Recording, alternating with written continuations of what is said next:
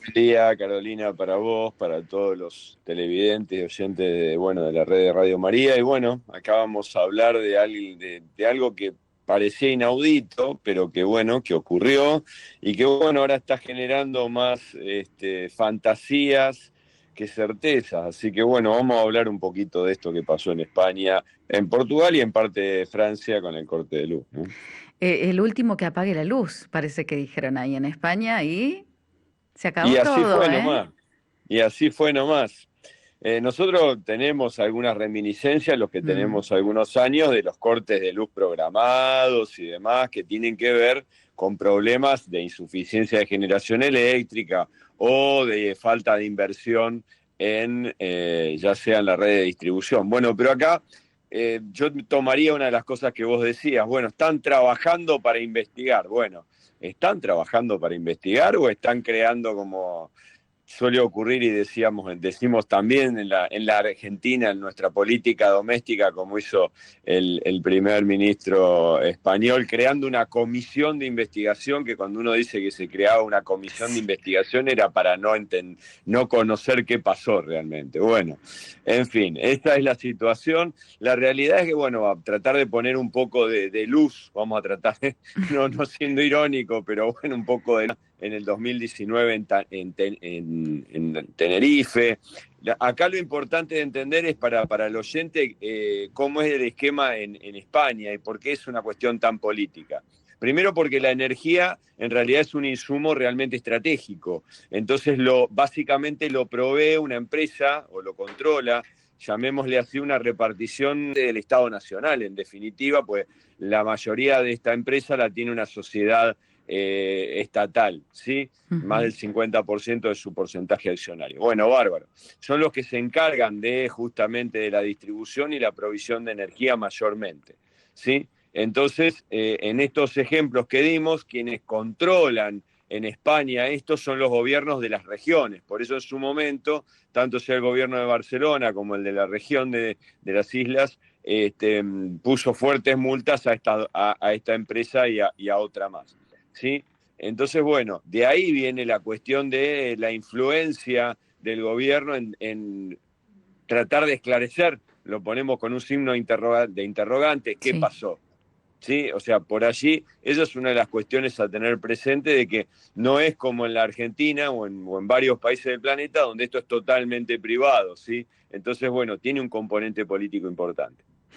Se criticaba mucho el tiempo que había tardado el gobierno en salir un poco a explicar lo que estaba pasando. Y el modo en este caso de comunicar lo que estaba pasando, porque lo comunicaba a través de las redes X y la gente no tenía internet, no tenía teléfono, no tenía señal, fue justamente la radio la que generó en este caso la comunicación con la gente.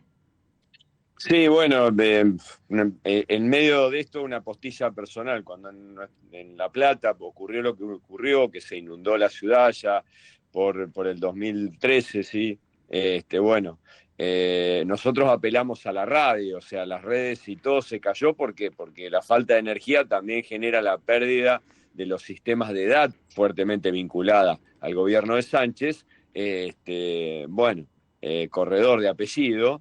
¿Sí? Ya está puesta en la mira, ¿por qué? Primero porque no explicó nada. Salió Prieto, que es un director, que es un fusible o podría ser un fusible. Segundo, porque se está publicando los sueldos de esta gente. ¿Sí? Estamos hablando de más de 500.000 euros por mes. O sea, como diríamos los paisanos, una monedita. Claro, ¿Sí? Entonces, si pasa esto, cobran esos sueldos y no dan explicaciones y pertenecen al Estado, es evidentemente, como diríamos, tiene cuatro patas, hace guau guau y tiene cola, es perro, sí. no es gato. Entonces, bueno, acá el problema es político, ¿sí? Entonces, por eso, por eso lo encaramos desde este lado, las dificultades en explicar lo que pasó y empezamos con la fantasía de un ciberataque y demás, que bueno, si hubiera sido un ciberataque, es muy probable que la provisión del servicio, su ausencia hubiera sido total.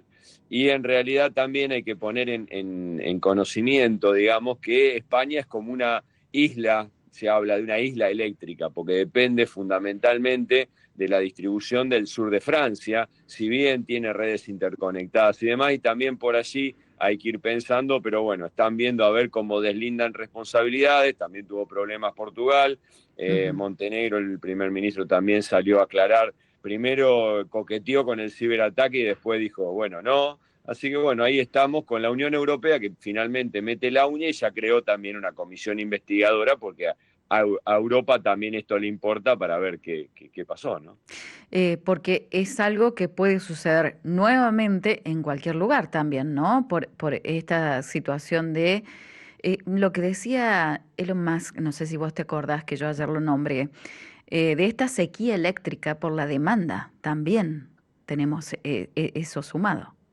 Sí, sí, también eso tiene que ver, ¿no? El uso irresponsable de la energía eléctrica al extremo de crear edificios inteligentes solo con energía eléctrica, porque es más, esto es una cuestión de costo, también para aclararlo. Como los insumos eléctricos son más económicos y menos, llamémosle así, peligrosos que por allí, llamen para calefaccionar o cocinar, que es el gas, entonces, bueno y la necesidad también de no depender de esa fuente de energía, que también esto está en discusión, bueno, la realidad es que está generando, puede generar estos colapsos, pero también se coquetea con una vibración atmosférica inducida, ¿sí? Y bueno, y con algunas cuestiones también que tiene que ver con alguna película futurista, ¿sí?